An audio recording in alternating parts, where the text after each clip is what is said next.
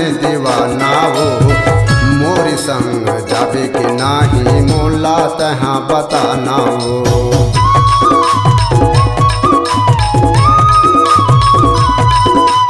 जब ले तोला देखे पगली हो गे मैं दीवाना हो।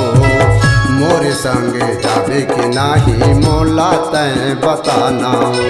गदर उड़ा ले गदर उड़ा ले गदर उड़ा ले ओ।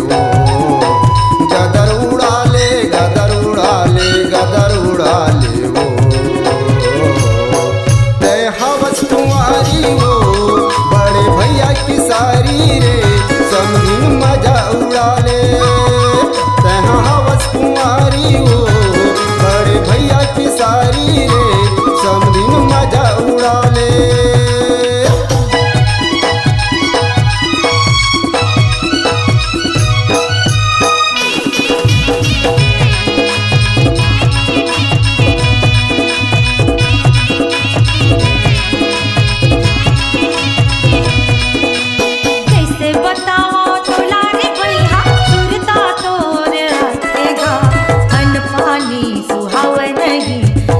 हाथों दो आठेगा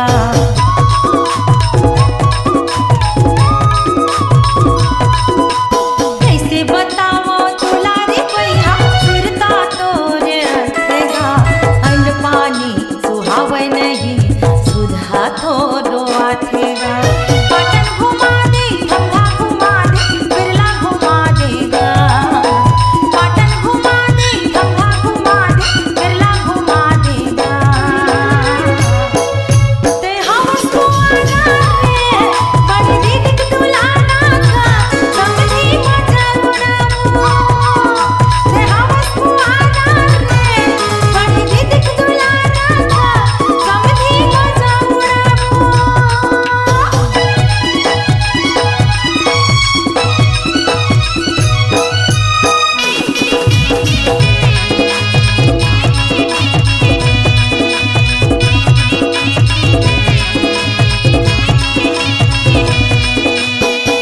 बतावा मैं हर पगली माने मोर बैहागे हो।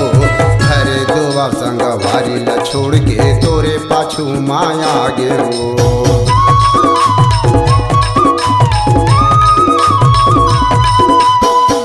बतावा मैं हर पगली माने मोर बैहागे हो। घरे दुआ संग भारी ल छोड़ के तोरे पाछू माया गे हो। झूमर न चाहूँ झूमर न चाहूँ झूमर न चाहूँ ओ।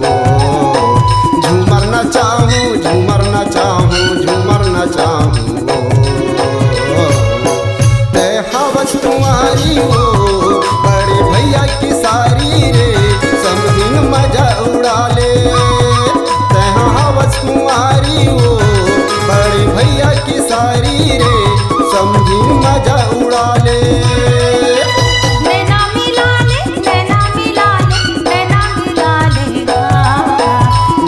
मिला ले नैना मिला ले वो।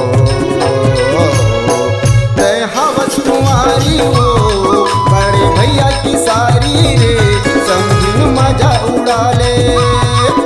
ते हवस तुम्हारा रे बड़े दीदी की दुलारा समझी मजा उड़ा। ते हवस तुम्हारी हो बड़े भैया की सारी रे समझिन मजा उड़ा ले।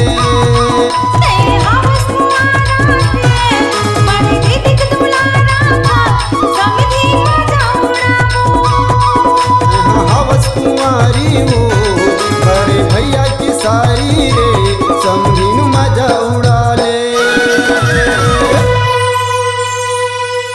मल्टी ट्रैक डिजिटल रिकॉर्डिंग के लिए स्वर पाटन स्टूडियो। Mobile number 6261339301।